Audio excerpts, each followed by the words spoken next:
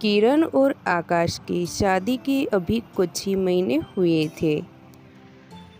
किरण अपने सास ससुर और ननंद के साथ रहती थी। ऐसे में गर्मियां भी शुरू हो गई थी। रोटियां बना दी है, सब्जी शाम की पड़ी हुई थी इसीलिए नहीं बनाई है। आप सभी खाना खाने के लिए आ जाइए। सभी को रोटी सब्जी खाने के लिए देती है, तभी उसका ससुर बोल पड़ता है। ये तुमने कैसी सब्जी बनाई है? ये तो सारी खराब हो गई है, खाने लायक भी नहीं है।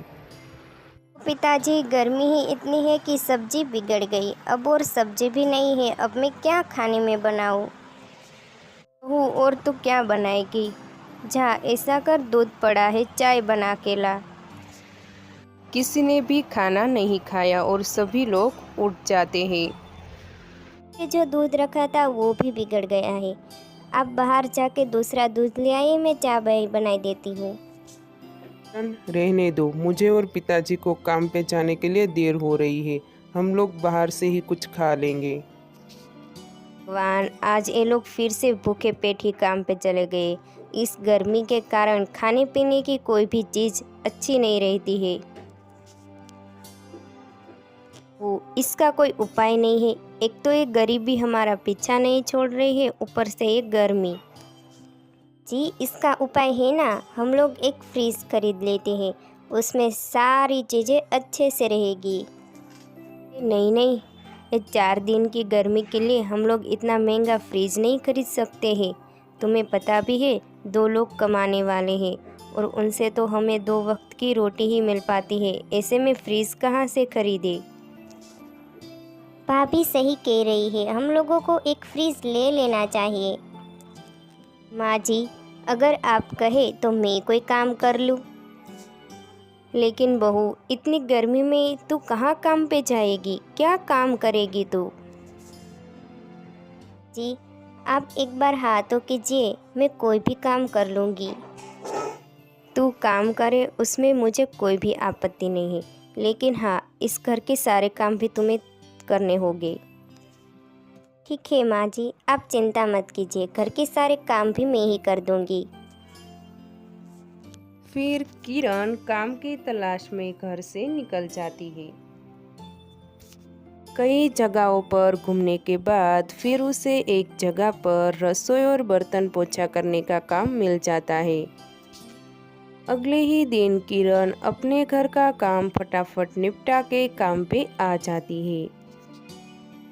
शाम को जब किरण घर आती है तब आकाश उसका इंतजार करते हुए खड़ा था। किरण, तुम्हें काम पे जाने की क्या जरूरत थी?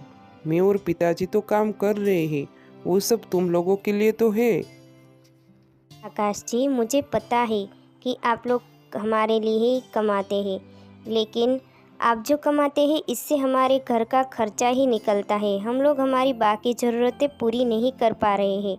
और आप देख ही रहे हैं कि निधि भी अब बड़ी हो रही है, कल को उसकी भी शादी होगी, तो उसके लिए हम पैसे कहाँ से लाएंगे? आप अकेले तो नहीं ये सब कर पाएंगे, इसीलिए आप मुझे काम करने दीजिए ताकि हम हमारी सारी ज़रूरतें अच्छे से पूरी कर सकें। या भाभी सही कह रही है, आपको उसकी बात माननी चाहिए। भाभी, अभी मेरी भी छुट्टियां चल रही है, इसलिए कल से मैं भी आपके साथ काम पे आऊँगी। इन किरण और निधि दोनों काम पे चली गई और उन दोनों ने एक दो और जगहों पे भी काम रख लिया। किरण और निधि पूरी मेहनत और लगन से काम करती थी। कुछ ही दिनों में उन दोनों ने फ्रिज खरीदने के लायक पैसे जोड़ ही लिए। फिर वो दोनों एक नया फ्रिज खरीद लाती है। उन लोगों के घर में इतने सालों बाद एक नया फ्रिज आया था। उसे देखकर सभी घर वाले बहुत खुश थे। आज मैं बहुत खुश हूँ। आज तक जो चीज़ मैं आप लोगों को खरीद के नहीं दे सका, वो मेरी बहू और बेटी ने खरीद के दी। पिताजी, अब देखना, कोई भी खाने की चीज़ खराब नहीं होगी और धीरे धीरे सब कुछ ठीक हो जाएगा। ऐसे ही एक दो साल तक सभी लोगों की मेहनत से उन लोगों के घर के हालात भी सुधर जाते हैं और सभी लोग खुशी खुशी रहने लगते हैं।